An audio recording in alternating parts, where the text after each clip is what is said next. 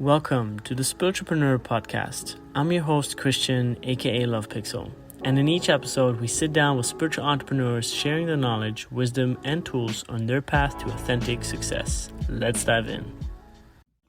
What is up, beautiful people? This is Christian from the Successful Spiritualpreneur podcast. And today I'm very excited to have on the show Zarak Fatah. He's a transformational life coach who turned his life's adversities into a path of fulfillment and authenticity. Growing up in a tough Toronto suburb, he faced racism and bullying, which propelled him towards ambition rather than defeat. At 17, he dove into Toronto's nightlife, eventually running 12 successful entertainment businesses, including top-rated restaurants and nightclubs. Despite his success, his 40th birthday marked a realization of life's lack of depth, leading to a significant personal and professional transformation. Now he's living in Nosara, Costa Rica, and he leads the Alive Experience, a travel company that alongside his coaching practice helps others achieve true personal growth. He has trained extensively in professional coaching, influenced by leaders and institutions globally. Zarak's coaching, recognized for its insight and depth, drives clients towards substantial life changes, embodying the transformative power of aligning with one's true purpose. What an honor to have you here, Zarak. Welcome to the show. Yeah, thank you, Christian, for inviting me to join you here on your podcast. Looking forward to diving in with you. It's so exciting. It's just so cool to have people. My favorite guests on the show are people who really are kind of like 50-50 spiritual and like entrepreneurial, right? And I feel for me, like you fit that category so perfectly. So tell us a little bit about how you became a spiritual entrepreneur. I mean, I touched a little bit on it in your intro, but I think it'd be really cool to hear from you what really made you choose that path, right? Because you could have been an entrepreneur, you could have chosen to just like stay a hippie from now on, but you kind of like, no, you kind of want to go the middle path. Tell us about that. Yeah, thank you. Yeah, it's an interesting transitional time in my own journey of choosing to begin the personal development path when realizing at the age of 40 that even though I achieved a lot of success in the hospitality and entertainment industry, I just knew there was something else out there for me. And that's when I realized that I didn't know what was going to be required for me to change. So this is when I started to invest into personal, excuse me. Bless you. And this is when I started to invest into personal development with attending retreats, different personal development focused courses over the weekends, and working with coaches. And the when most people discover personal development, they go really, really deep into that world, which is what I did when I moved to Costa Rica. And as much as I loved being the monk on the mountain, learning all these practices and modalities, I knew that there are other people in the city, in the urban environment. I'll say kind of like the old version of me that was a successful entrepreneur, but just lost in the grind and the hustle. And I knew that there were other people who needed to hear what it is that I was able to learn. So, integrating back into Toronto or Miami or other cities and being able to bring the work that I've learned during my time in Nosara and attending retreats and workshops and working with coaches allowed me to integrate both that spiritual path and the journey I've been on with the entrepreneurial lifestyle, which, as you know, can be 24/7. So kind of bridging those two worlds and showing people that there is a way to be successful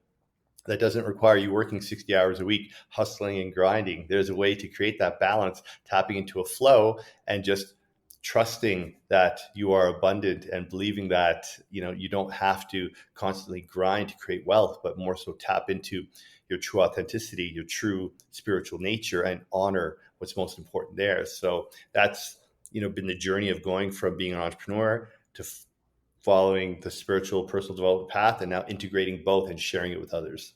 Yeah.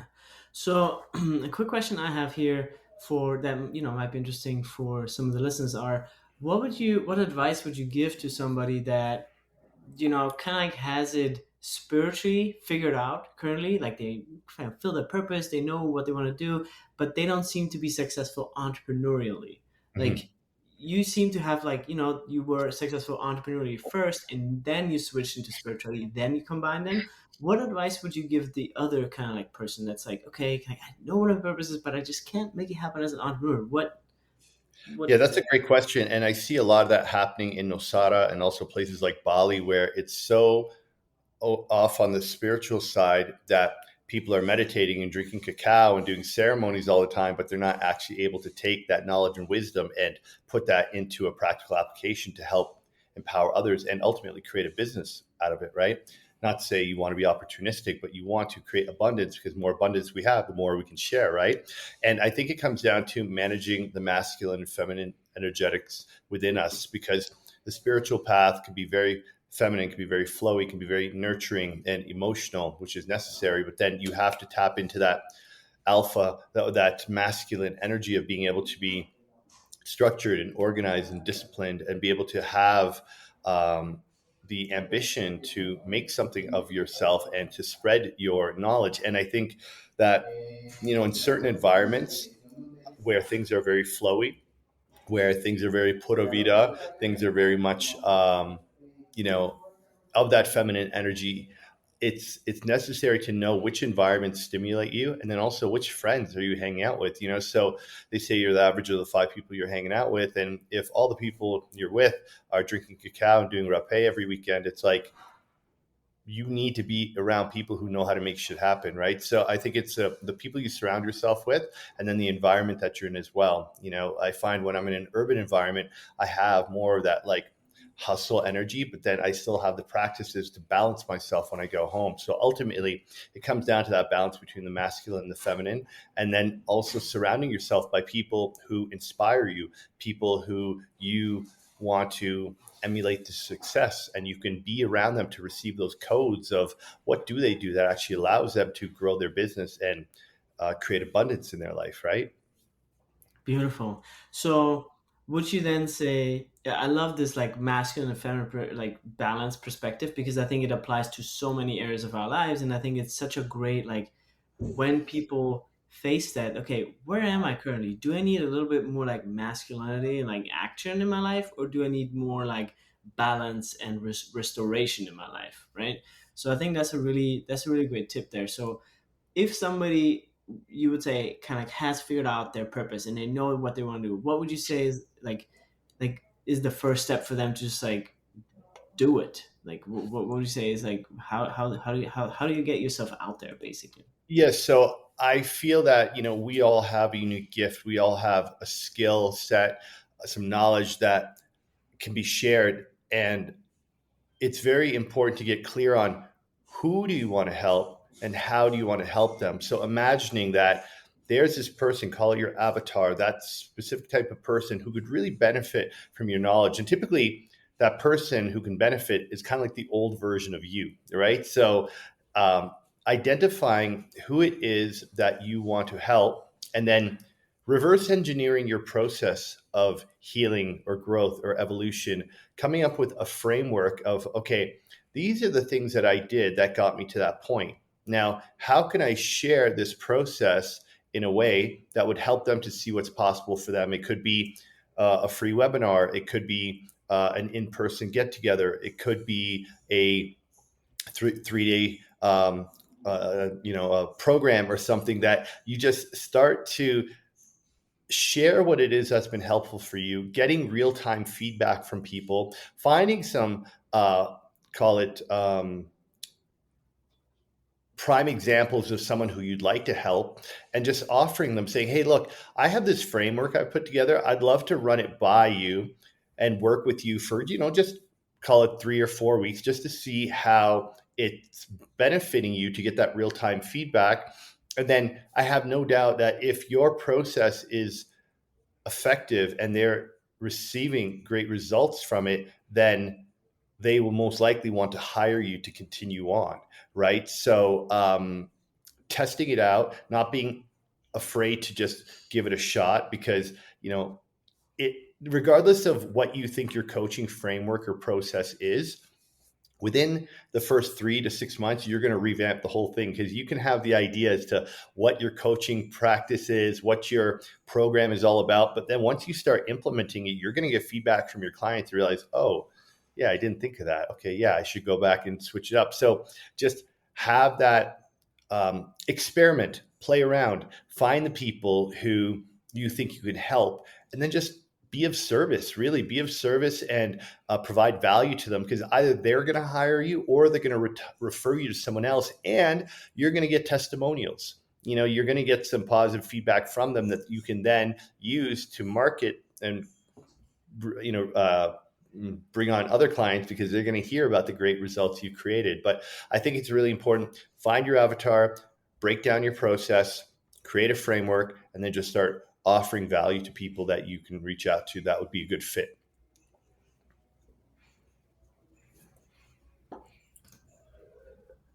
Great. Yeah, thank you for that. I think that's really actionable and valuable advice. So, this is really, it's really important. And so talking about your, how you serve the world, like what are your products and services and offerings, and like, so basically, yeah, what do you offer and why do you offer it? Yeah, so I specifically work with realtors and entrepreneurs.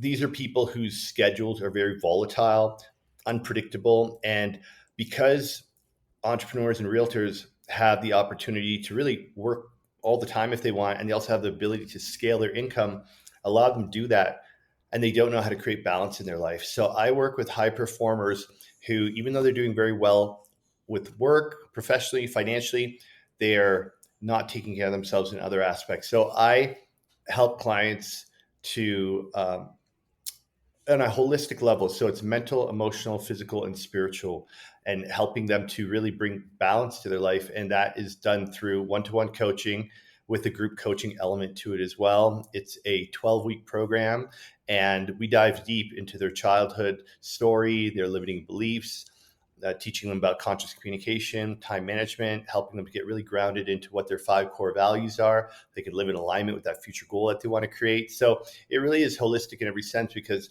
I've helped clients lose 50 pounds. I've helped clients, find the love of their life or navigate a divorce. So there's many different ways that I help my clients, but most of them, they see at least their income double in the first 6 months as a result of them just showing up in life in full integrity. Yeah, that's what I really help them do, is to identify where in their life are they not showing up, where are they selling themselves short, and what would it be like to put more time and energy into your relationships with your wife and kids, or into your health, or into your spiritual practice. So that's done through a 12-week program, and then I also host retreats a couple of times a year.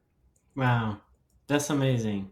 Yeah, it's Thank you. really like, for me, it's always like a sign of mastery, if you can execute something, or if you can cause a transformation in like multiple areas of your life, right? Because if you can do something in one area and you can also apply it in another, that just means that you've mastered the principles and Absolutely. fundamentals, right? Yeah. So Yeah, it just getting back to like something as simple as time management. Most people are great at managing their work calendar, but when it comes to their personal life and the other parts of their life that need to be managed, they just don't know how to do it. But when you really become a management and the master of time management, your whole life transforms, because you just are then able to balance your life in a way that you're able to nourish yourself in all aspects, right? And then that has a profound impact on everything, right?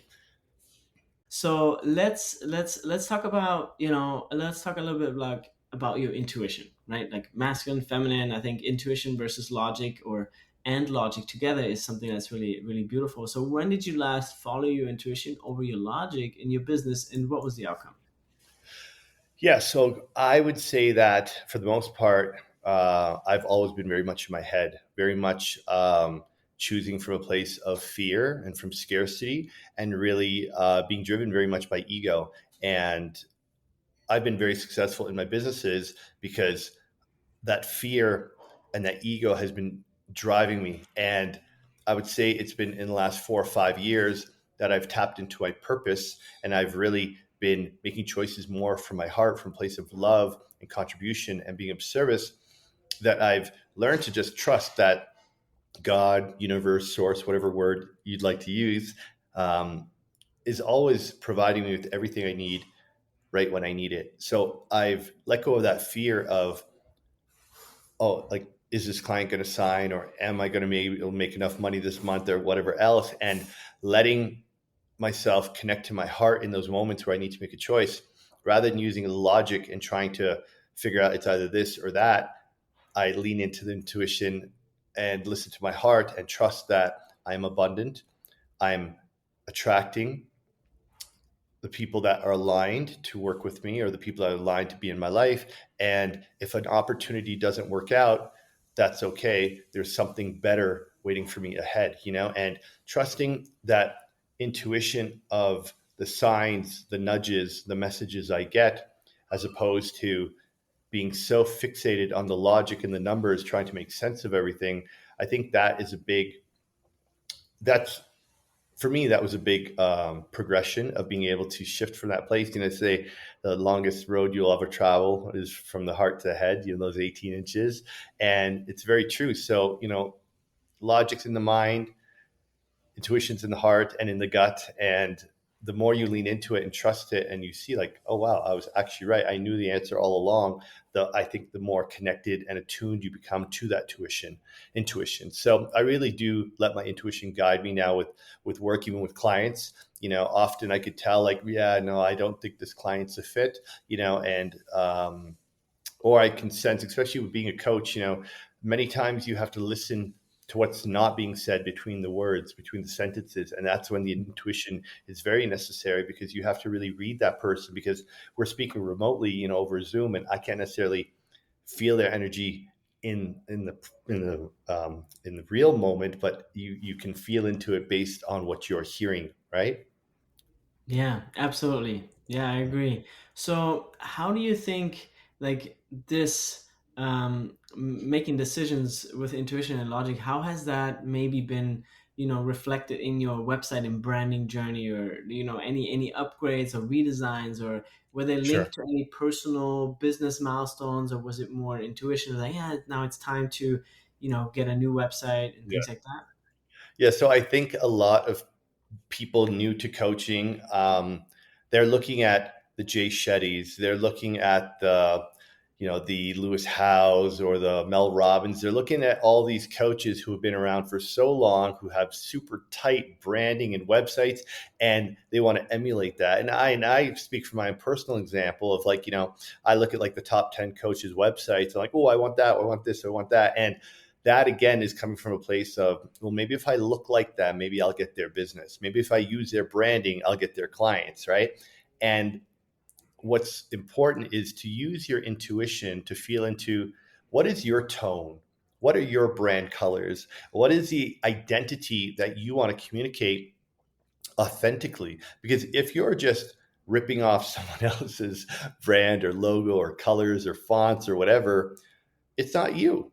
It's not authentically you. And with the coaching space, it's so important that your clients, they resonate with you. They see your site, they see your branding, and they're just like, this guy speaks to me. There's something about what he's putting out there like that, like I feel connected. So that resonance is super important. So if you are not communicating yourself authentically, trusting your intuition, trusting your gut, and creating your own brand, then you're you're taking away from the resonance that a client can feel towards you, because they're not getting the realest version of you on your digital representation, right? Yeah. Yeah, I agree. Everybody, has their own message and way they communicate. So, yeah. I mean, I think it's helpful to look at other sites to get inspired about layouts and Absolutely. maybe wording stuff. But when it comes to your brand, like, yeah, make sure it's you, right? Which fonts do you like? Do you like more serif fonts and more sans serif fonts? Do you like a lot of decoration or not? And so yeah, I think that's really important to keep in mind when creating your brand. And let's talk a little bit about more about like any type of tools and resources. So what would you say are the top 5 tools for an entrepreneur or coach to get started to offer their service or product? Well, having the platform. So obviously something like Canva to create your graphics is necessary to create your marketing. Canva makes it super easy with all the different templates there. Again, just about finding your own style, building your own brand board, and then creating from that spot, from that place. A platform like Kajabi to actually build your program, which is what mine is. I know a lot of people are big on Teachable and School, and there's a few other prominent ones out there.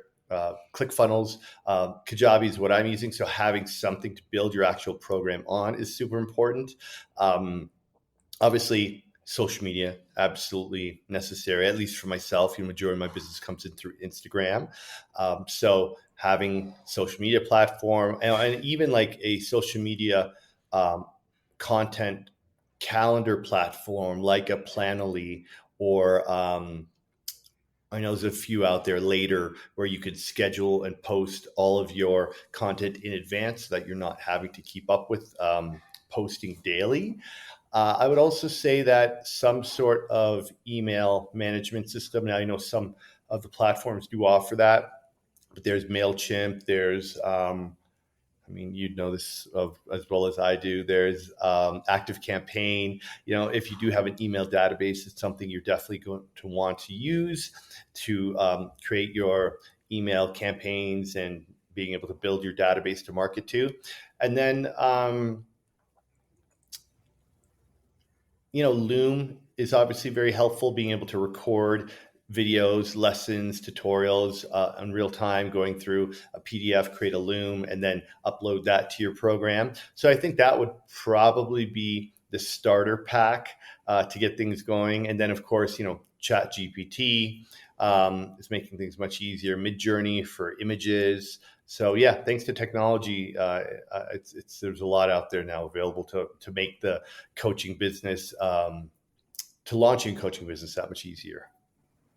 Awesome. Yeah, yeah, those are all great tools. So let's talk a little bit more about creating content. So what's your what's your secret, or what's your tip, what's your advice when it comes to creating, value aligned content consistently? Do you have any tools that help, or what do you do? You spoke about a content calendar. Anything else that you Yeah, use so to? the process that myself, my team have come up with is, again, going back to your avatar and understanding what are their pain points, what are their struggles and challenges that they go through, and writing a number of those topics down. And then also writing down certain things that you have overcome that have been helpful for you, and creating those content topics. And then what we do sometimes is, if I'm, let's say, talking about money mindset and how I had to overcome a money mindset to create abundance in my life, I will use my iPhone and dictate um, a bit about my journey, about how I've overcome money mindset. And once you have that voice note dictation, you can then transcribe it. Once it's transcribed, you can then edit it in ChatGPT to shorten it up. And then you've got your caption. And then it's about whether you want to create a photo, whether you want to take a photo, whether you want to create a graphic in Canva, if you want to make, just put it as simple text. There's many people who do that, and that works well. I, being a photographer and content creator, I love beautiful imagery. So my page is more image driven, but I'd say having your different verticals or different buckets of what it is you speak to, creating topic lines, subject lines for each one, and then either using voice dictation or just blocking off hours during the week where for 2 to 3 hours you're just in that flow and you're just either dictating or typing or writing, however you like to create your content, and allocating the time for it. And I like to batch content, where if I'm creating content twice a week for 2 to 3 hours at a time, that'll last me for weeks. And because we're now putting content on all 5 platforms, there's a lot of content that we're creating. So being prepared, being organized, booking days off to shoot content, having a videographer, a photographer booked, having a space booked, having all your content ready, being prepared and having all that content, at least the headlines and the bullet points, scripted in advance, will make it far more efficient, and you'll come up with more effective content. So that for me has been a game changer. Is just being intentional, planning in advance, and then just also listening from the feedback from your clients. Like, often my clients give me the best topics to speak to because that's actually what they're dealing with. They're actually going through that problem. So I know if they're going through that problem, other people out there are. And most importantly, just speak from a place of service, create content from a place of value without expecting to get anything back. Just putting out there whatever you can, hoping that it helps people, knowing that if it resonates with some people, yeah, they might reach out to you to book a call. They may want to dive deeper with you on what it is you shared because you've already provided great value for them. Awesome. Yeah, these are great tips, and I love the workflow that you have with the recording the audio and then putting it into ChatGPT. That's super helpful. So let's talk about your legacy. What are three words that you want people to know you for after you leave this physical plane? Creating better parents. Mm. I don't know if they have to be three individual words or just three words to sum something up, but I believe that when men and women are feeling whole and complete, when they've created balance in their life, when they are showing up for themselves, they're showing up for their loved ones. And I know what it feels like to grow up with parents who are struggling financially, who are arguing a lot and don't know how to communicate with each other. And when the men and women that I coach do their own individual, deep personal development work, they are better humans. They're better husbands and wives, better mothers and fathers, and they're helping to heal that next generation. And that is something I'm very proud of because I know that my legacy lives on in the children of my clients. I know that their kids are going to be different humans by way of the work that me and their parents do together.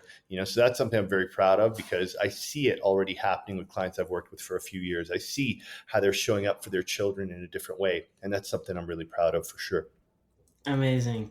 So talking about children, let's talk about your vision for the new earth. What is your vision of the new earth? I see that people are definitely becoming more conscious and aware. I feel that people are definitely seeing through the veil of the matrix that we've really been born into. I feel that it's a very interesting time on planet Earth where the paradigm that we were born into, the the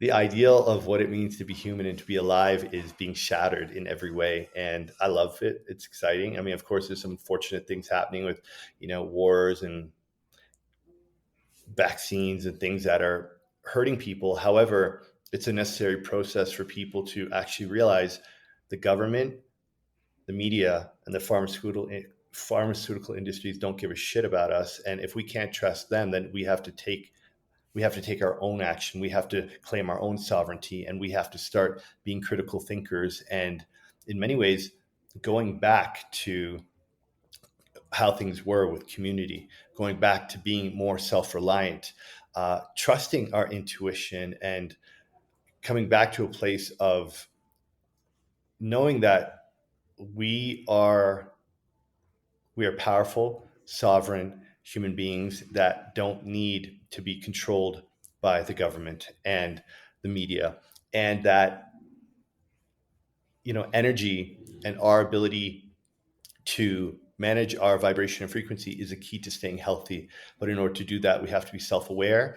We have to know what elements out there will poison us and make conscious choices to live a more holistic life and just cut out the bullshit and the distractions. And I think we're living in a very pivotal time on planet Earth, and I'm excited to see what comes next because I think that out of this we're going to be more conscious, more loving, more connected, and healthier for sure. Love it. Yeah. Kudos to that. Aho. I Yeah. love it. Oh, yeah. So we're coming towards the end of the episode, and I always love to give the last part over to the guest of the episode and really just like give them a space to like vision and call things in. So, what would you say are your future goals as a spiritual entrepreneur, as a brand, and what are you looking to call in? Yeah, I take great pride in the fact that my clients are now turning around and coaching the people in their life. I love the fact that my clients are now being the light for those in the darkness, and I see it being that it's the ripple effect that I have been taught by some brilliant, brilliant people, and now I'm taking what I've been taught and I'm sharing it with the world, and so are the people that I work with, and ultimately I'm building a community of conscious entrepreneurs who realize that there's more to life than just the hustle and the grind and the big house and the fancy car. And given my background in entertainment and hospitality, I do see that eventually I will build my own community because I love architecture and design and I love bringing good people together. So I would love to build a community of like minded individuals, whether it be here in Medellin, Colombia, or in Costa Rica, and have it be a place where people can either live or come and visit or come on vacation and learn about breath work and learn about the modalities and the different lessons that I teach through my coaching because I want to make what I've learned as available and accessible to as many people. So of course I'm going to keep growing my online business and keep, scaling my impact, offering what I can to as many people. But ultimately I do want to have a place where I can bring people to and they can come and drop in for a week or two and really have a deep transformational experience because that that really lights me up. I love curating unique experiences for people that are truly life changing. So I see that happening probably in the next five Amazing. years. So, Still trying to figure out where in the world it's going to be, but probably somewhere what in would you Central or say? South America for sure. Beautiful. So, what would you say are the words that when you want to leave the audience with, and where can people find you? Yes. So, for the entrepreneurs who are out there, or for, I'll say more so for the coaches, for potential coaches who are beginning their journey. I've been into this for almost about 6 years now, and it is a roller coaster in the sense that nothing will teach you more about yourself.